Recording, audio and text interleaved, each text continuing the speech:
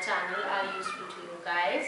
So as we progress to another week, this week is a Diwali week, and to make it more crackling, I will bring to you a recipe which is sweet recipe.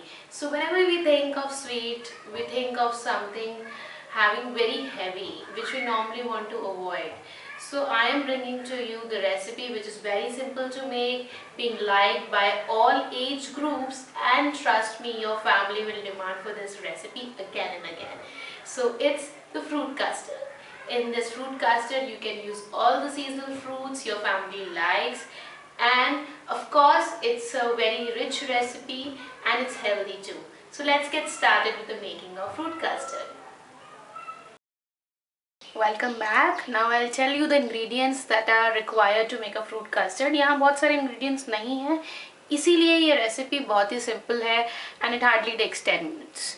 अगर सारी preparations आपने की हुई हैं, this is half liters of milk. उसमें से कुछ milk I have already taken in this small bowl. इसका reason मैं आपको बताऊंगी ऐसा क्यों किया है मैंने.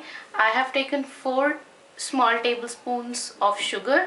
You can use this as 4 tablespoons, or you can reduce the quantity, you can increase the quantity, you can use sugar free, जैसा आप ठीक समझे, up to you. I have used all the seasonal fruits in my custard, bananas, pomegranate and apples. Mango अगर आपके seasonal fruits में मिलता है तो ज़रूर डालें, it gives the custard a very yummy taste और बहुत ही बढ़िया लगता है. So I am not having mangoes as of now because it's a winter season. So these were the seasonal fruits available. You can also use grapes, cherries, बहुत बढ़िया लगते हैं. I have used some almonds. You can see around 5 to 6 of them. मैं इनको chop करूँगी and I'll use them for garnishing. I can also use them as a great flavor अगर मैं इनको crush करके use करूँ. That's also up to you. And this is very important ingredient. It's the custard powder. I have taken vanilla वाला custard powder. So you can use chocolate, you can use strawberry, any flavor जो आपकी family को पसंद हो, but I still prefer vanilla because vanilla से एक perfect custard का flavor आता है.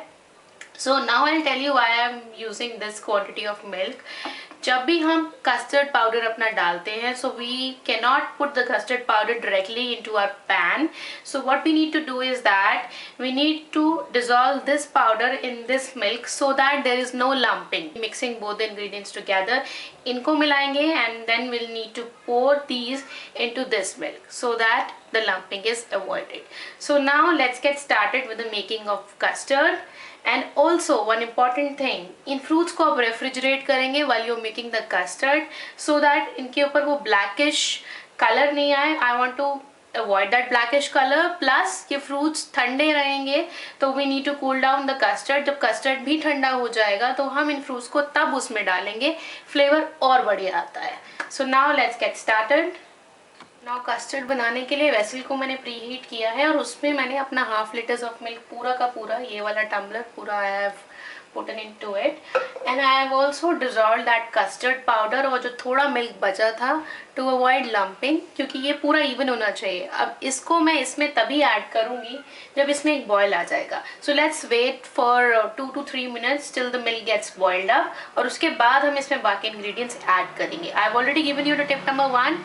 The video will be followed by more tips because ये छोटी video है, so I'll not include a separate video for tips. The milk is already boiling. Time to add this mixture. इसी में से थोड़ा सा मिल्क लें ताकि ये पूरा का पूरा मिक्सचर इसमें चला जाए.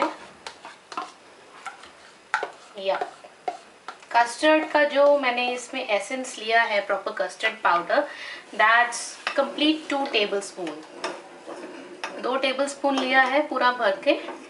And now you need to continuously stir this जब तक your mixture doesn't get thick. जैसे इसकी consistency around thick आने लगे, you need to switch off the flame and allow it to cool, because after cooling also this gets thickened up. That's the tip number 2.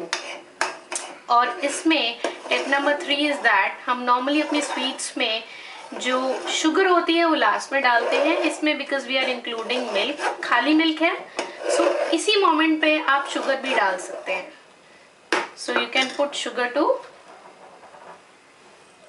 साथ ही साथ डाल दें, sugar free भी use कर सकते हैं। एंड साथ ही साथ आप इसमें चॉप्ड आलमंड्स भी डाल सकते हैं। अगर आपको पिस्ताचोज यूज करने, you want to use pistachios, you want to use any other dry fruit, give it a try, सब बढ़िया लगते हैं along with the fruits. So let's keep stirring it till the consistency is thick. So after some time you'll be able to see a thick consistency. Let's wait for that, but you need to continuously stir this. I have been stirring it for around 10 minutes. And after 10 minutes जो consistency आपको चाहिए वो आप देख सकते हैं. So this is the consistency. It's already thick. You can feel out. अगर मैं एकदम proper thick होने पे इसको बंद करूँगी, so after cooling ये इतना thick हो जाएगा that you won't be able to eat it. But कभी-कभी अगर ऐसा हो जाए, so the tip being use boiling milk. Boiling milk डालकर आप इसको फिर से थोड़ी देर फ्लेम पर पकाएं. Your flame should be lower to medium for the entire process.